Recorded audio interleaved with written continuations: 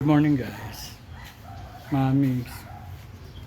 Ngayon, ito yung kung naalala niyo po yung last time na nag-unbox ako ng page ng Signo top box, alloy top box.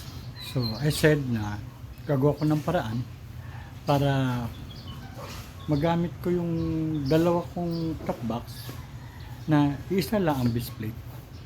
So ito po yung ginawa ko, mga kamigs. Diskarte na lang ito na pero matibay na mapagkakagawa.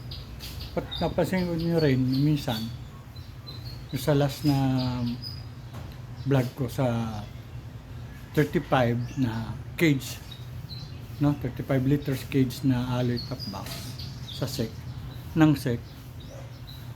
Kasi nyo mayroon akong inaanong mga rivet, no, so maingay siya. Then later on, talagang natanggal siya. So, ito siya nga.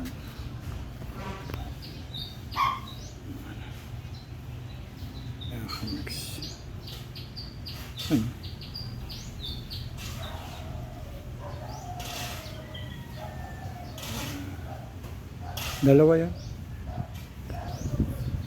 Dalawa to. Ito pa isa. Ito pa isa.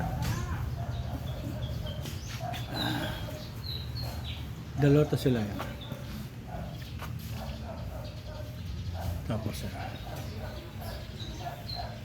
dalawa sila. So wala akong magawa kundi inayos na lang ulit natin.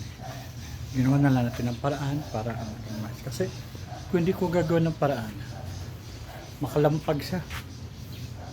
Pag tumatakbo ko, akalampag nung kanyang cage, yung kanyang body.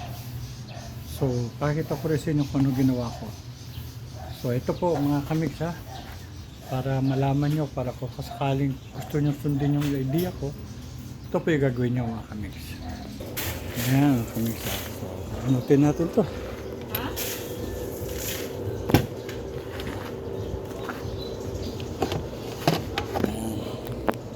Ito na, ito kamigs. Ayan.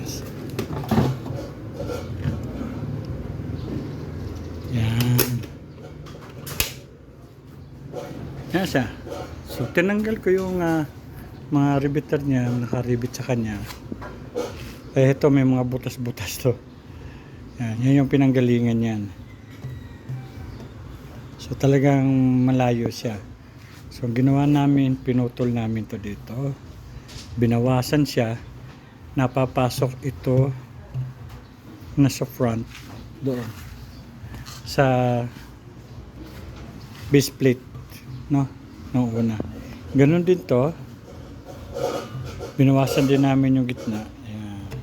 Para pumasok naman siya doon. Okay, at niskruhan namin yan.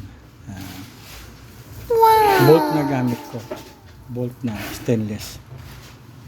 Okay, so nandito ang nut nya.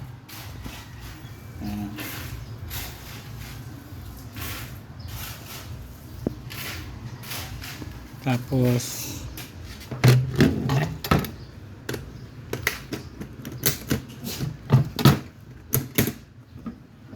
sa loob na screw type, flathead. Ayun yung mga batas-batas.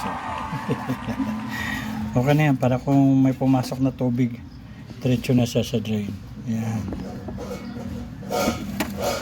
Tapos mga kamigs, yung sinasabi ko sa yung magkalampag, yun dito yun, ayan o. Ayan.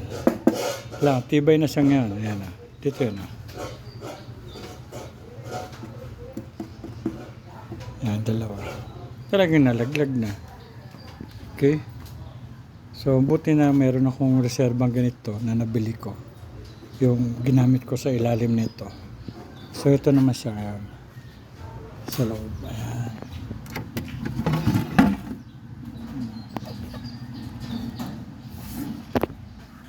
Ayan, tibay na. Wala na siwang. Wala na siyang siwang dito. So talagang alo siya. Alo. Kasi alo talaga. Materialis na. So pag pinasok mo na sa doon, it's either ito gamitin ko or itong isa, pwede hindi na ako magtatanggal nito. Salpak lang siya ng salpak. Ha. Tama na. So, I don't know kung okay yung idea kong yun. Kung maganda ba, thumbs up lang kayo. Kung hindi naman, bahala kayo sa idea nyo. Baka mas maganda ang idea nyo, mas okay, diba? Kaysa kung sa inyo mas maganda, doon tayo. Ayan, mga mix. Sigo na, ha? Tibay niyan.